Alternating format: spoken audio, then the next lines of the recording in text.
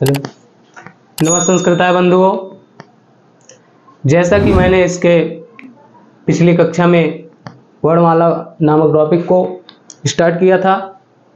वर्णमाला में हमने वर्ण क्या होता है, अक्षर क्या होता है, ध्वनि क्या होता है, शब्द क्या होता है और इन सब के बारे में चर्चा किया था। उसके बाद स्वर को मैंने बताया था, स्वर क्या होते हैं। स्वयं राजन्ते इति स्वरा, हमने बताया था कि स्वर के कितने भेद होते हैं। स्वर के कितने भेद होते हैं, हमने बताया कि स्वर के 3 भेद होते हैं, ह्रस्व, दीर्घ, प्लुत। मगर संस्कृत हिंदी में प्लुत स्वर को नहीं गिना जाता, यानी कि ह्रस्व, दीर्घ, इन्हीं को हिंदी में माना जाता है। प्लुत की गणना हिंदी में नहीं होती, प्लुत। ठीक है, जैसे पुकारने में इसका प्रयोग। और ह्रस्व स्वर को हमने बताया था कि 4 हैं, आ है, ई है, ऊ है, री है। हमने दीर्घ स्वर में बताया था मूल दीर्घ, मूल दीर्घ, मूल दीर्घ। मूल दीर्घ के बारे में हमने बताया था कि आ, ई और ऊ। अब एक संयुक्त दीर्घ आता है जो दो परिवारों से मिलकर बना होता है। संयुक्त दीर्घ, संयुक्त दीर्घ क्या है मित्रों? संयुक्त दीर्घ आ और ई के मेल से ए, ओ, आई और औ। अब अगर आपसे पूछा जाए कि ह्रस्व स्वर कितने होते हैं या मूल स्वर कितने होते हैं, ह्रस्व स्वर, ह्रस्व स्वर या मूल स्वर कितने होते हैं, मूल स्वर कितने होते हैं, कितने होते हैं?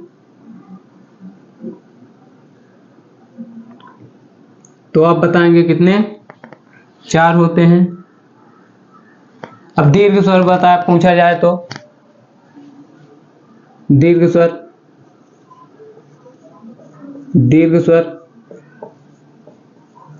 दीर्घ स्वर कितने होते हैं? 7 होते हैं। और अगर मूल दीर्घ स्वर कहा जाए, मूल दीर्घ, मूल दीर्घ, तो मूल दीर्घ कितने होते हैं? 3। संयुक्त दीर्घ कितने होते हैं? संयुक्त दीर्घ,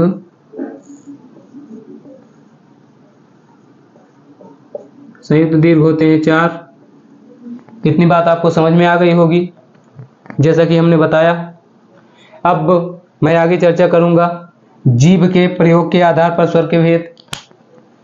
जीभ के प्रयोग के आधार पर स्वर के भेद किसके आधार पर भैया? जीभ के प्रयोग के आधार पर स्वर के भेद। इतनी बात आपको समझ में आ गई होगी। अब आगे चर्चा करते हैं हम।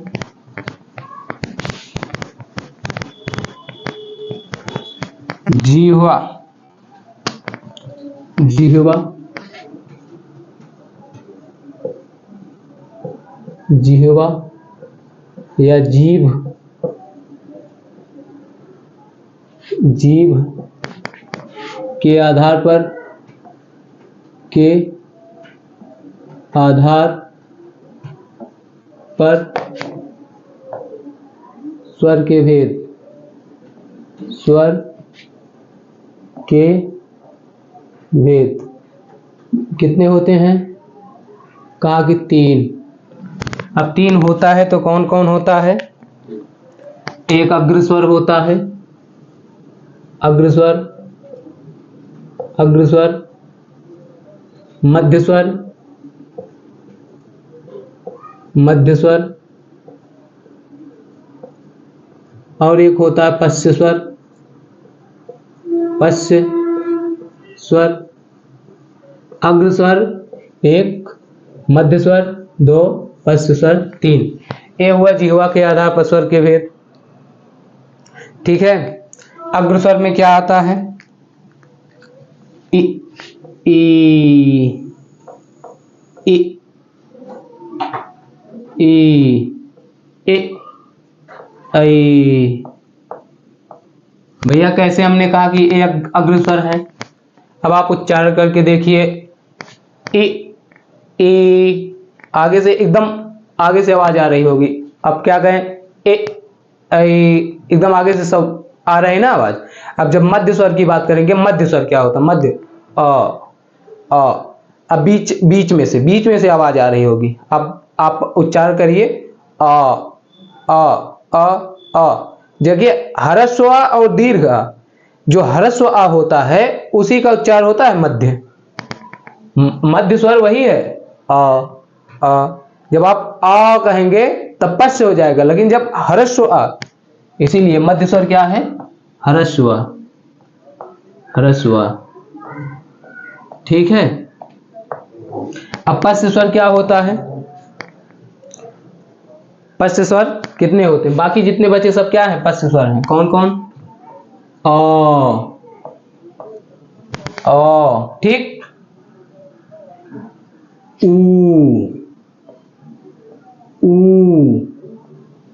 ओ, औ। ये क्या हुए? पश्च स्वर। अग्रस्वर, मध्य स्वर, पश्च स्वर।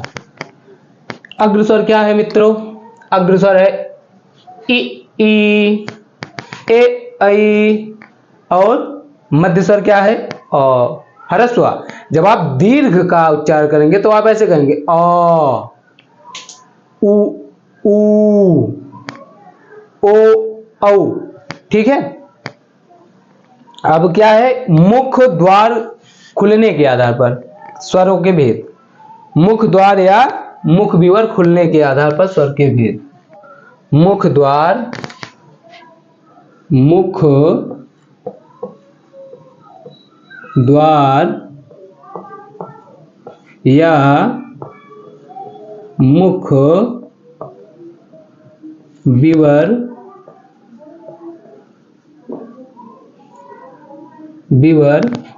खुलने के आधार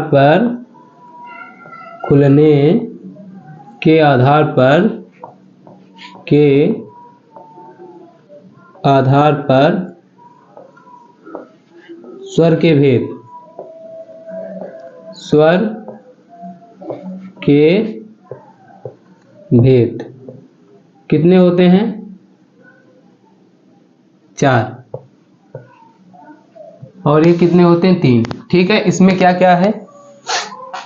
इसमें है विवृत,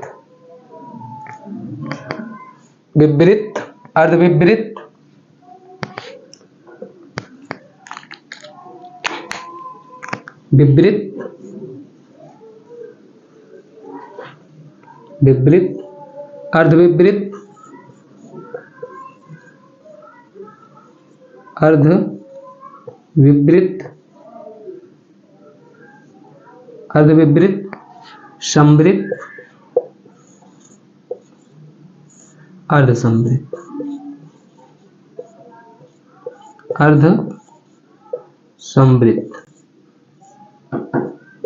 अब ये कौन कौन होते हैं? विवृत, अर्धविवृत, समृत और अर्धसमृत।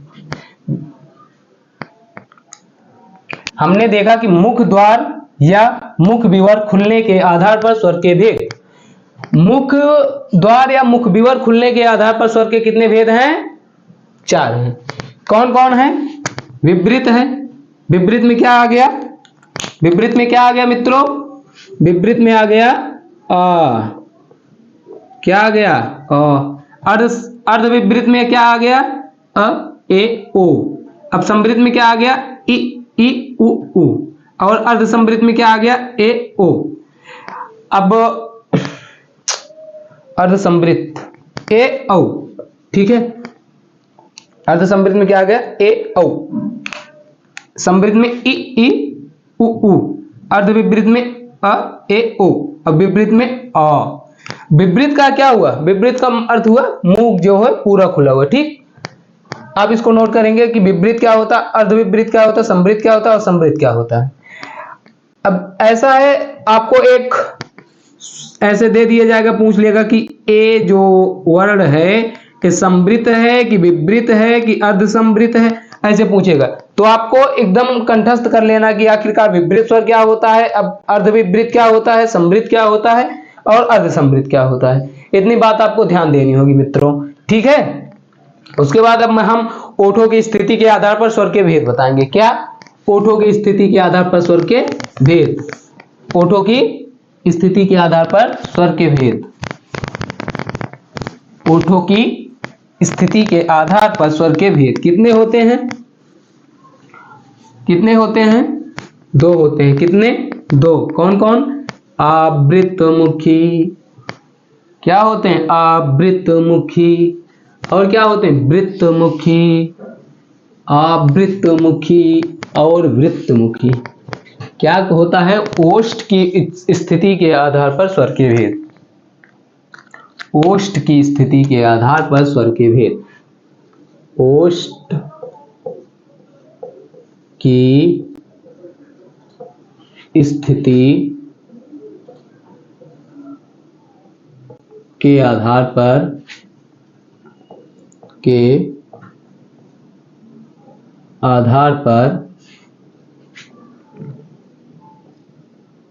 स्वर के भेद।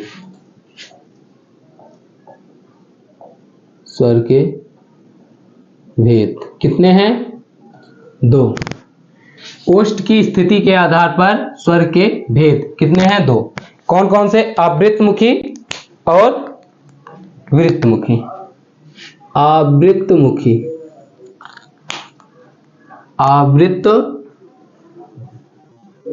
आवृतमुखी और वृत्तमुखी। अब आवृतमुखी क्या होता है और वृत्तमुखी क्या होता है? आवृतमुखी क्या होते हैं और वृत्तमुखी क्या होते हैं? आप इसको कैसे जानेंगे? जब हम बताएंगे, जिसपे जैसे मुंह का ढांचा जब परिवर्तित होता है, जैसे आप उच्चारण कर रहे हैं ई ए, आपका मुंह बना? नहीं बना ना। कैसे आप साधारण ऐसे कर रहे हैं? ई ए, कैसे? ई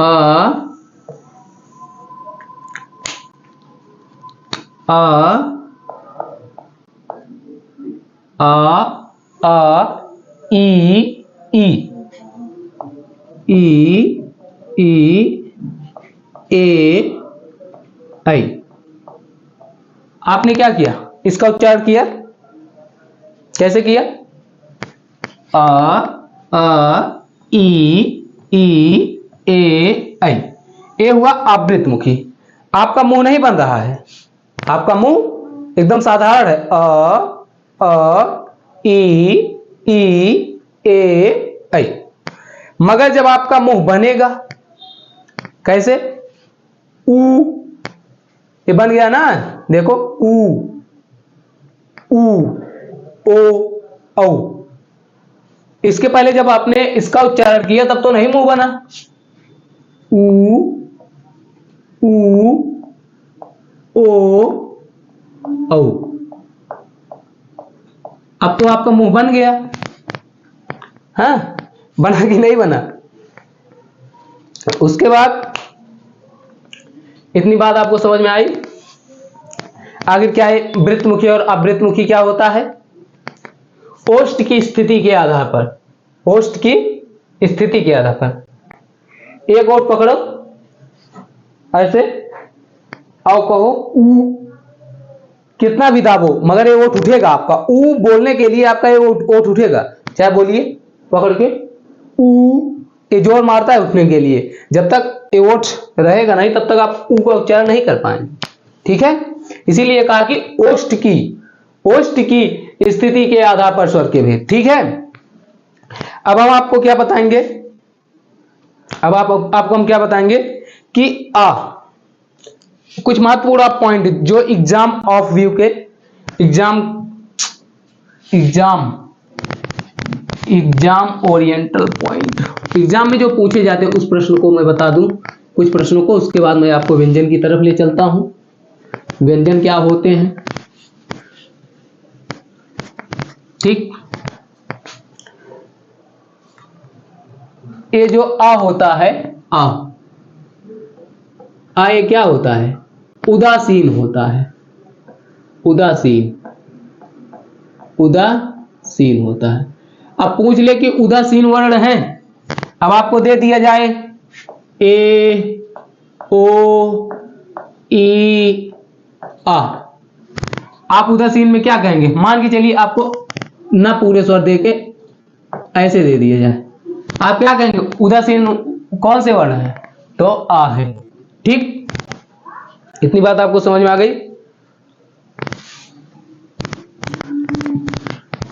अल्पप्राण क्या होता है और सघोष क्या होता है, आपको यही बता दें। अल्पप्राण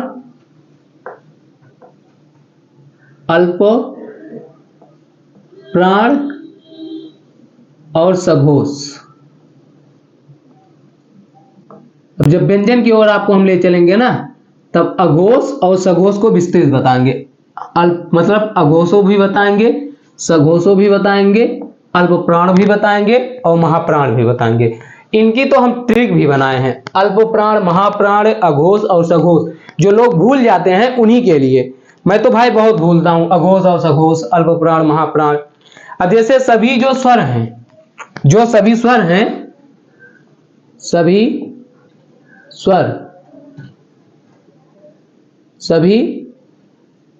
स्वर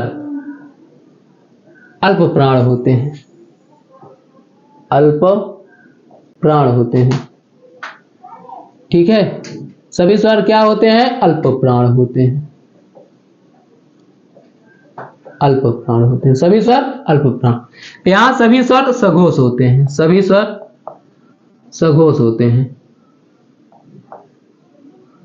सभी स्वर सघोष होते हैं। अब आपको इतना क्लियर कर लेना है, व्यंजन जब बताएंगे तो वहां बताएंगे, मगर अब स्वर में अगर कोई पूछे तो अल्पप्राण और सघोष ही होता है, अल्पप्राण और सघोष ही होता है। ऐसा नहीं कि कोई स्वर दे दिया जाए उसमें आपको पूछा जाए कि यह स्वर जो है अल्पप्राण है कि महाप्राण। जब आपने अब जैसे आपसे पूछ लिया जाए कि ये क्या है, अल्पप्राण है कि महाप्राण है, या अल्पप्राण है महाप्राण है, क्या है बताओ। जब ऐसे पूछा जाएगा तो आप क्या बताएंगे, अल्पप्राण है, ठीक है। क्या है, अल्पप्राण, ठीक। और अयोगवाह, अयोगवाह आप जानते हैं, अयोगवाह, अयोगवाह स्वर किसे कहते हैं, अयोगवाह, अयोगवाह स्वर, अयोगवाह, अयोगवाह स्वर। अयोगवाह क्या होते हैं, अयोगवाह जो होते हैं ये न स्वर होते हैं न व्यंजन होते हैं। इनका जो चिन्ह होता है ऐसे होता है, अनुस्वार की ऐसे और ऐसे, इसी को अनुस्वार कहते हैं, इसी को विसर्ग कहते हैं, ठीक। अयोगवाह हमने बताया दो है, ठीक। अयोगवाह दो है। इसका जो नामकरण किया था, अयोगवाह का नामकरण, अयोगवाह का नामकरण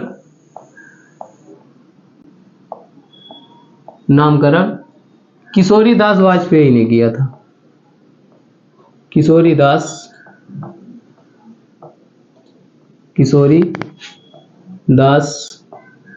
वाजपेयी ने किया था, वाजपेयी ने किया था, ठीक है।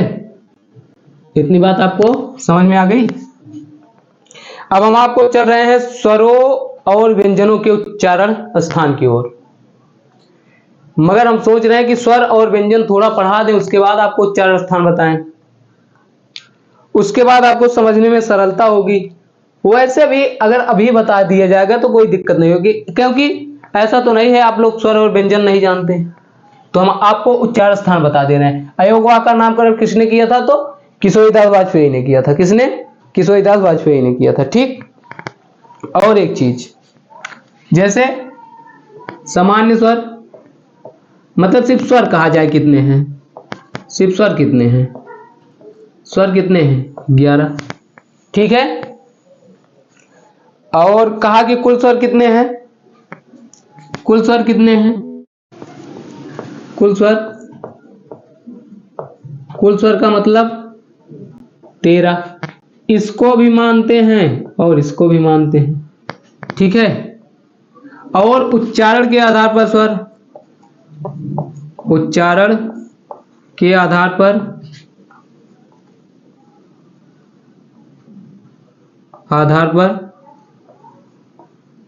स्वर, उच्चारण के आधार पर स्वर 10 है। ठीक। अब आपको हम चलते हैं स्वर या व्यंजनों के उच्चारण स्थान। स्वर या व्यंजनों के उच्चारण स्थान की ओर। स्वर या व्यंजनों के उच्चारण स्थान की ओर। स्वर या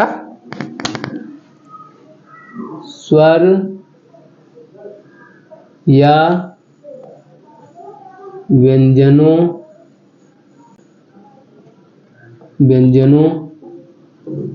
के उच्चारण स्थान। अब आपको हम बता देना चाहते हैं कि हम आपको ऐसे नहीं याद कराएंगे कि आ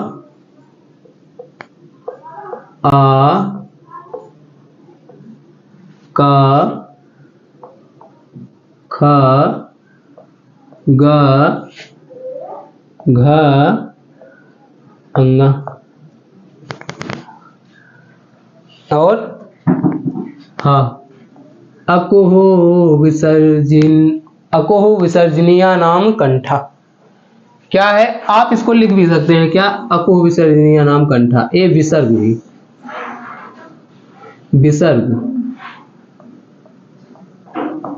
भी क्या होते हैं? एक कंठ से उच्चरित होने वाले हैं। क्या है?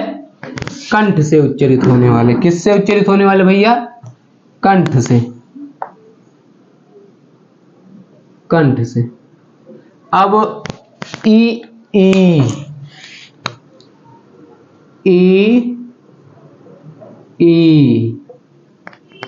ऊ ई चू यसा नाम तालु। ई चू यसा नाम तालु। ई और चा वर्ग। चा छ जा झ या और सा। ईचू यसा नाम तालु। ईचू यसा नाम तालु, ये सूत्र है। अगर आप इसको याद कर लेंगे ना तो आपको भूलेगा नहीं उच्चारण स्थान। अब हमको देखो याद है, ईचू यसा नाम तालु। ठीक। रीटो रषाणाम मूर्धा। री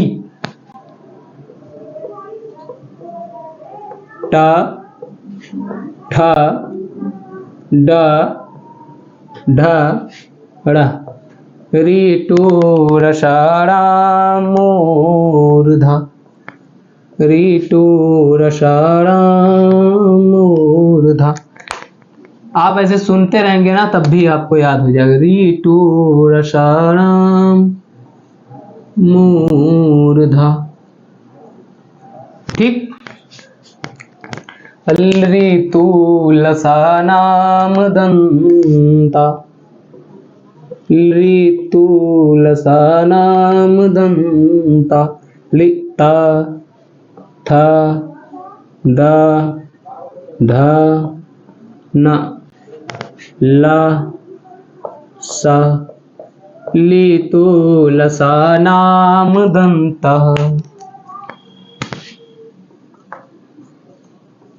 ऋतुलसानां दन्ता उपध्मानीयानाम्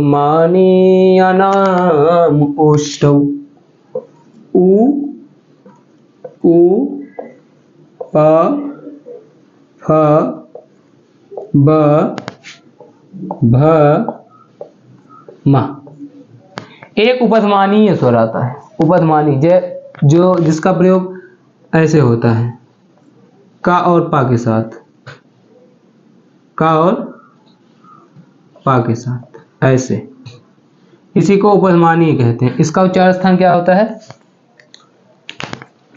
उपध्मानीयानाम् ओष्ठौ।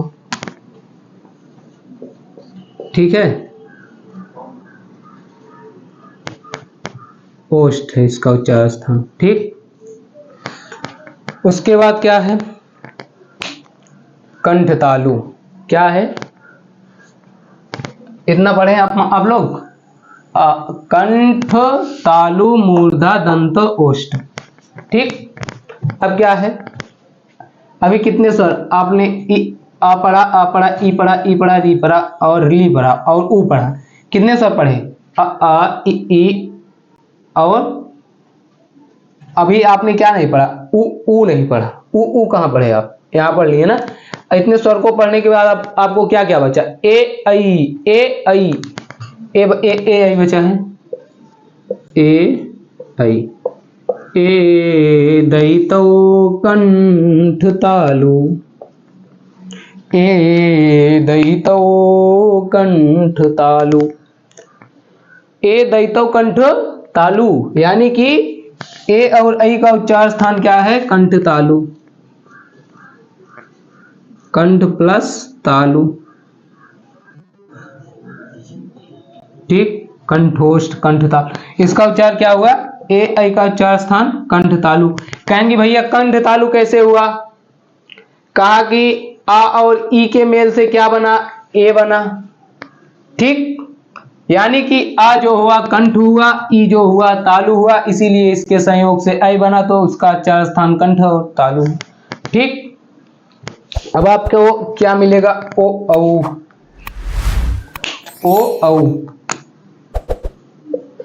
ओ औ, ओ दैतौ कंठो, ओ दैतौ कंठोष्ठम, ओ दैतौ कंठोष्ठम। कंठ और ओष्ठ। वकारस्य दन्त ओष्ठौ, वकारस्य दन्त ओष्ठौ। ये जो वा वर्ग है, वा नामक व्यंजन, इसका उच्चार स्थान क्या है?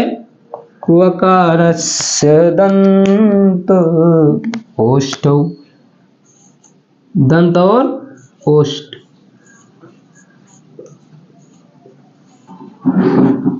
ठीक, अब यम गणना नाम नासिका, यम गणना नाम नासिका।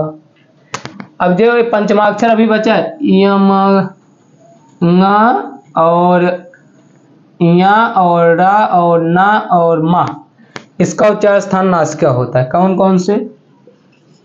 यम, यम, यम गणना नाम नासिका, यम गणना नाम नासिका। इसका क्या होगा? नासिका। ठीक है ना? इतनी बात आपको समझ में आ गई? आप इसको नोट करेंगे। उच्चार स्थानों के बारे में हमने बताया। क्या क्या बताया?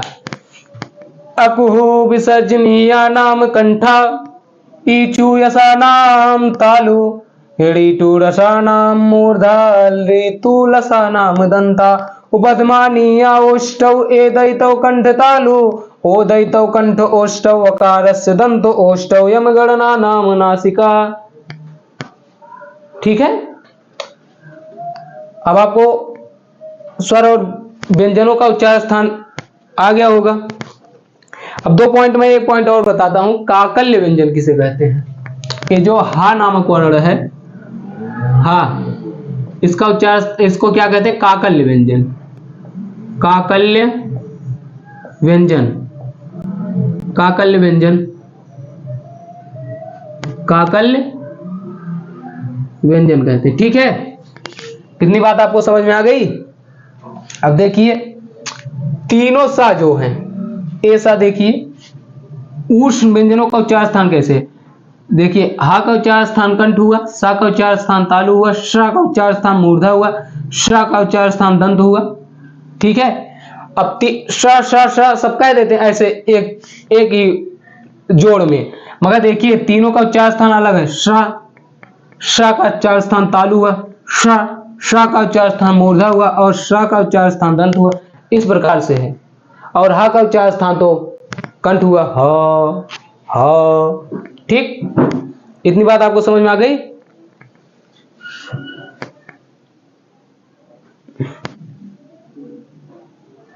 इतनी बात आपको समझ में आ गई। तो अब इसके बाद मैं एक ऐसा डायग्राम बनाऊंगा, ना आपको व्यंजन ढूंढने की जरूरत नहीं पड़ेगी, उसी से सभी मिल जाएंगे व्यंजन। देखेंगे अगर आप, वैसे तो इस ब्लैक बोर्ड में आएगा नहीं, मैं उसको 2 बार में बताऊंगा, मगर उसको समझने के बाद ना आप व्यंजन के बारे में जो आप सब भूल जाते हैं ना, 4 पेज में तो आप व्यंजन के बारे में लिखते हैं ना, मैं 1 पेज में बताऊंगा, मगर उसका जो विस्तृत होगा उसको मैं कल बताऊंगा। आज के लिए बस उतना बताऊंगा जितना आपको अभी मैं लिखूंगा, आप उसको समझेंगे, देखेंगे।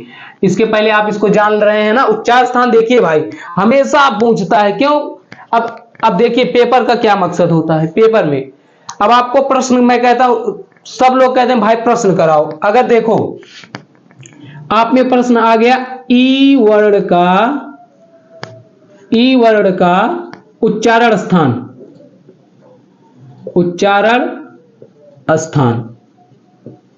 अगर ई वर्ण का उच्चारण स्थान आपसे पूछ रहा है, ई वर्ण का उच्चारण स्थान आपसे पूछ रहा है, अगर आपके प्रीवियस ईयर में एक बार आ गया कि ई का उच्चारण स्थान क्या है, ई का उच्चारण स्थान तालु है, तो आपको इन सबका याद रहना चाहिए भैया, इन सबका रहना चाहिए। आखिर जब उच्चारण स्थान के बारे में पूछ रहा तो आपको उच्चारण स्थान सब आना चाहिए ना। ऐसा तो नहीं है जितने मतलब कि अब प्रश्न बनाया जाए कि आ का उच्चारण स्थान क्या होता है, आ का उच्चारण स्थान क्या होता है, का उच्चारण स्थान क्या होता है, खा का उच्चारण स्थान क्या होता है, गा का उच्चारण स्थान क्या होता है, ऐसे प्रश्न बनाएंगे। कितने प्रश्न बनेंगे बताओ कितने प्रश्न बनेंगे। 1 2 3 4 5 6 7 8 9 10 11 12 13 14 15 16 17 18 19 20 21 22 23 24 25 26 27 28 29 30 31 32 33 34 35 36 ऐसे तमाम कितने, बताओ कितने प्रश्न आप उच्चारण स्थान से बनाएंगे। मगर अगर मेरी बात आप सुने होंगे कि अकुहु विसर्जनीया नाम कंठा, ईचू यसा नाम तालु,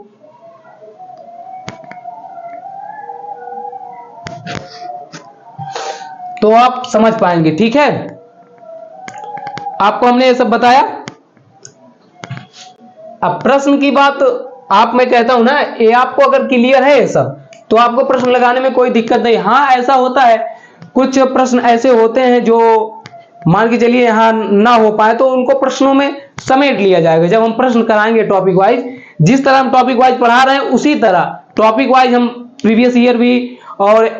प्रीवियस ईयर या प्रैक्टिस से जो भी होगा मैं कराऊंगा सब, मगर ऐसे टॉपिक वाइज ही कराऊंगा। ऐसा नहीं कि मैं बीच बीच में से, उसको कराने के बाद मैं 10 प्रश्न पत्र में बनाऊंगा। जैसे हिंदी से संबंधित 40-40 क्वेश्चनों का 10 सेट में बनाऊंगा, उसके बाद आपको बताऊंगा। पेपर से पहले उसको देकर जाना, देखकर जाएंगे तो आपको मजा ही आएगा। ठीक है, इतनी बात आपको समझ में आ गई होगी उच्चारण स्थानों के बारे में। स्वर का उच्चारण स्थान क्या होता है और व्यंजनों का उच्चारण स्थान, स्वर या व्यंजनों का उच्चारण स्थान। ठीक,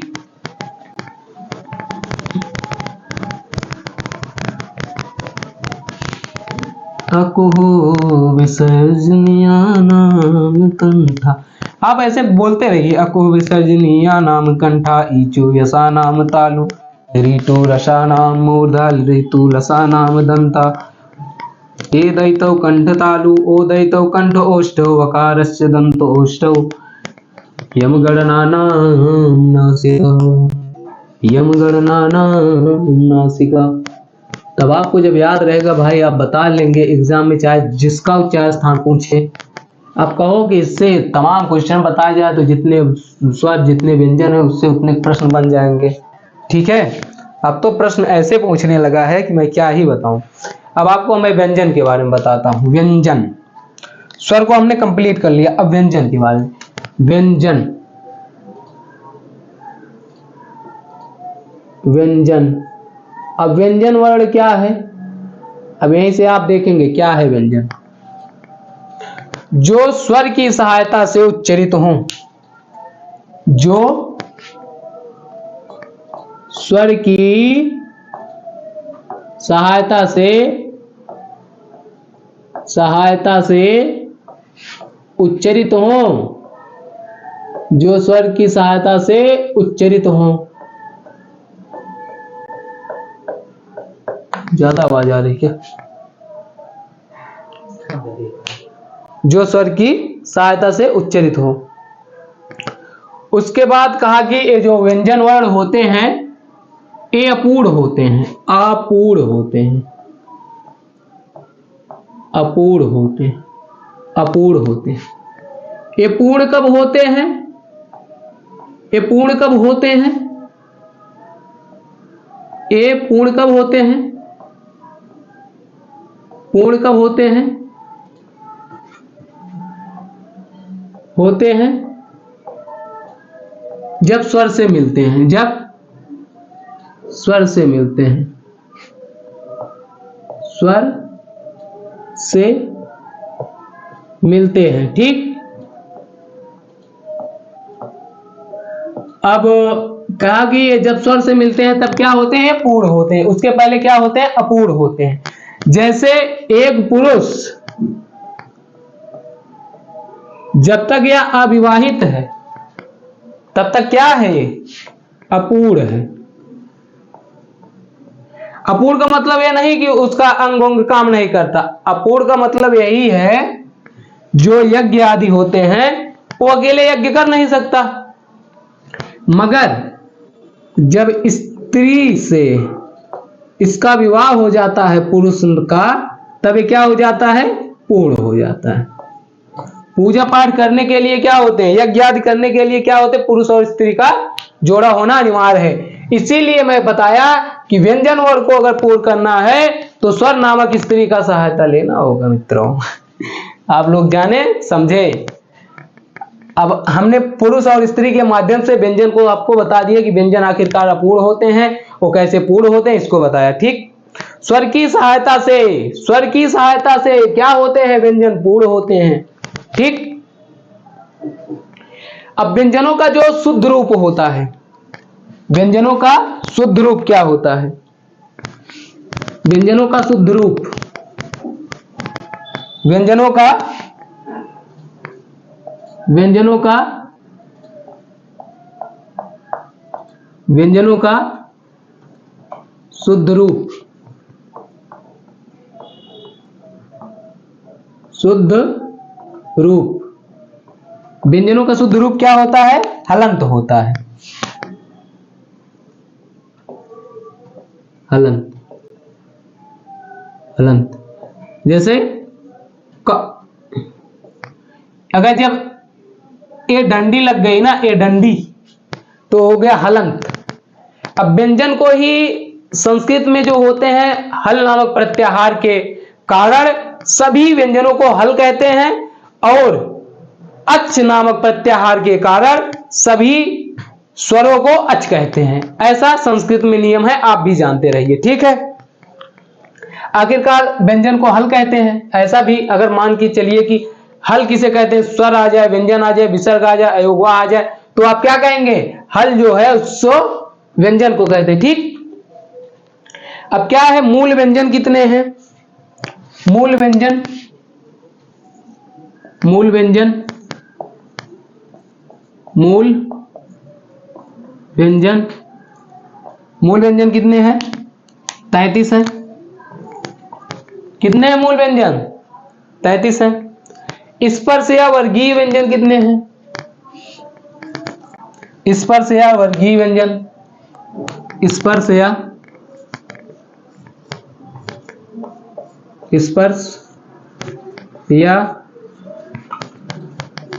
वर्गीय व्यंजन। अब स्पर्श और वर्गीय व्यंजन कहने का तात्पर्य क्या है, आप इसको समझें।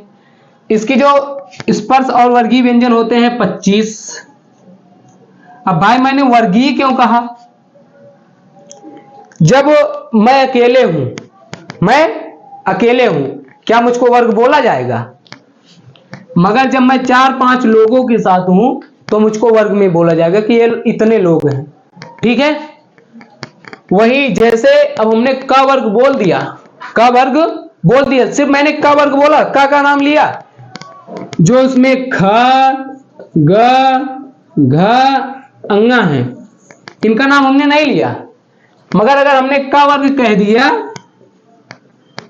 तो इनका भी बोध हो जाता है, इसीलिए इनको वर्गीय व्यंजन कहा जाता है। क्या, स्पर्श व्यंजनों को वर्गीय व्यंजन कहा जाता है, जैसे का वर्ग, चा वर्ग, टा वर्ग, ता वर्ग, इस प्रकार। ठीक है, कचट तप्पा।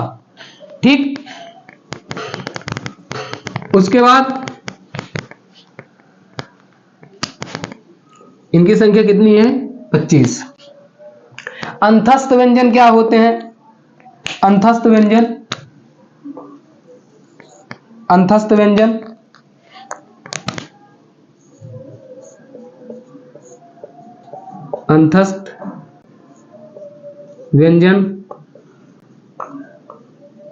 अंतस्थ व्यंजनों की संख्या कितनी होती है, 4।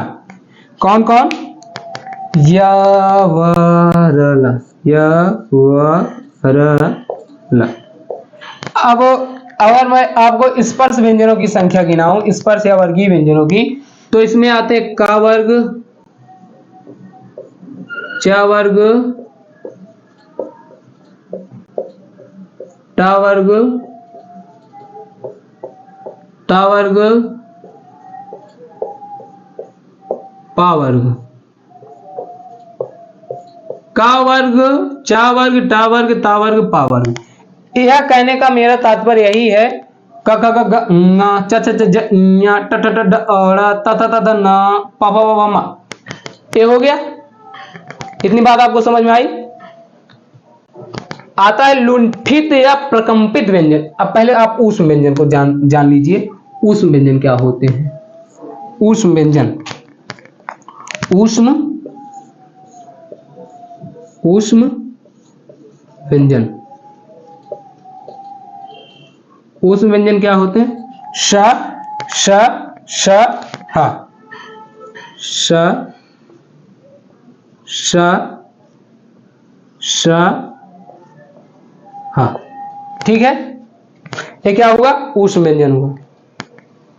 ऊष्म व्यंजन हुआ, बताओ, इतनी बात आपको समझ में आई। अब आता है उच्छिप्त व्यंजन। उच्छिप्त व्यंजन, उच्छिप्त व्यंजन, उच्छिप्त व्यंजन किसे कहते हैं मित्रों, बताओ। उच्छिप्त व्यंजन क्या है, ढ और ढ, ढ और ढ, ऐसे जब नुक्ता लग जाती है ना, इनके नीचे जब नुक्ता लग जाती है, ए वाली नुक्ता, तब ये क्या होते हैं, उच्छिप्त व्यंजन हो जाते हैं। अब प्रकंपित व्यंजन क्या होते हैं,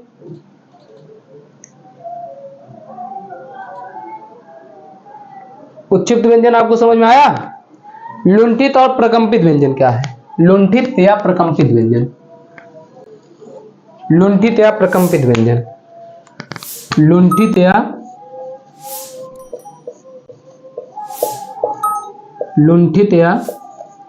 प्रकंपित व्यंजन, प्रकंपित